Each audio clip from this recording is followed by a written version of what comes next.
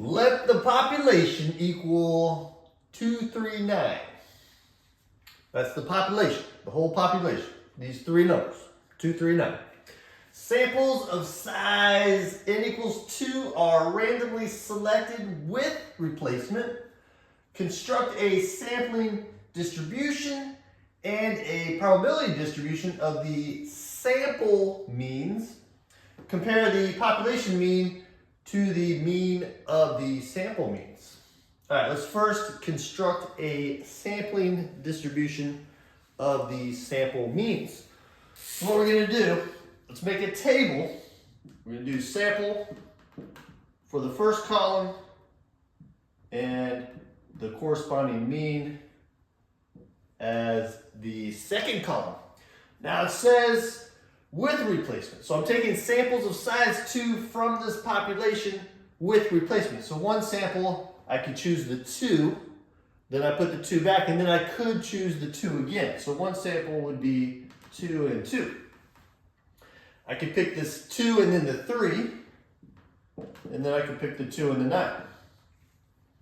I could pick the 3 and then the 2. I could pick the 3, put the 3 back, and then pick the 3 again, since it said with replacement. And then I could do the 3 and the 9.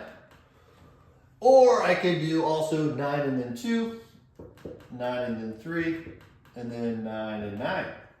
So there's 9 possible samples of size 2 when I select from this population with replacement.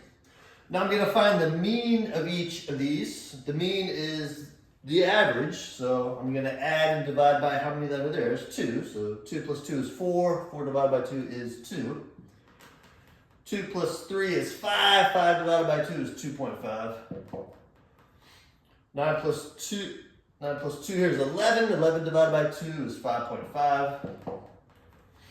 3 plus 2 is 5. 5 divided by 2 is 2.5.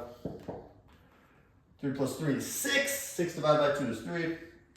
9 plus 3 is 12. 12 divided by 2 is 6. 9 plus 2 is 11. 11 divided by 2 is 5.5. 9 plus 3 is 12. 12 divided by 2 is 6.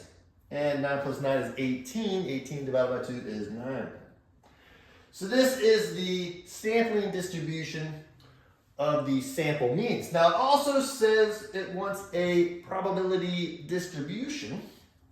So I'm going to do that by making one column the mean and the second column the probability.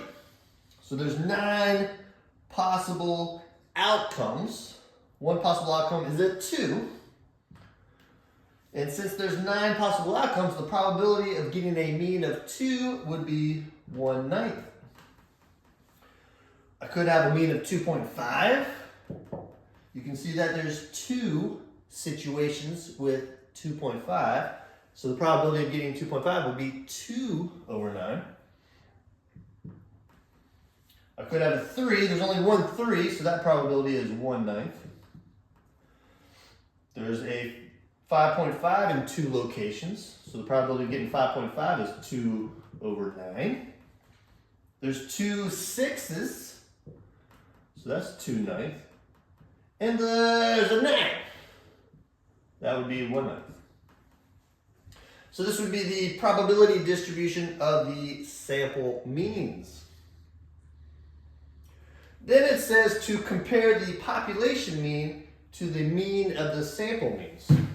Let's find the population mean. What we're going to do to find the population mean, remember, here's the population up here, 2, 3, and 9. So I'm going to add these 3 numbers up and divide by 3. This is going to be 5 plus 9, that's 14 divided by 3. If you work that out, you'll get 4.67. I want to compare this 4.67 number to the mean of the sample means. The mean of the sample means.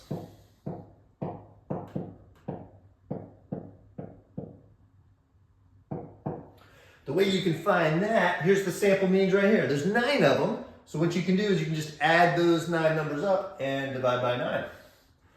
So I got 2, 2.5, 5.5, 2.5, 3, 6, 5.5, 6, and a 9. So I'm going to add all those up and divide by 9. If you work that out, put it in the calculator, you'll see that you get the same exact 4.67 number. So when it says compare the population mean, 4.67, to the mean of the sample means, which is also 4.67, the comparison would be that they're the same. You could also be asked, do the sample means target the population mean? And you could say yes, because it's equal to it. Targeting means equal to. It could also ask you, do sample means make good estimators? And yeah, they do. You can see that it's the same. There you go.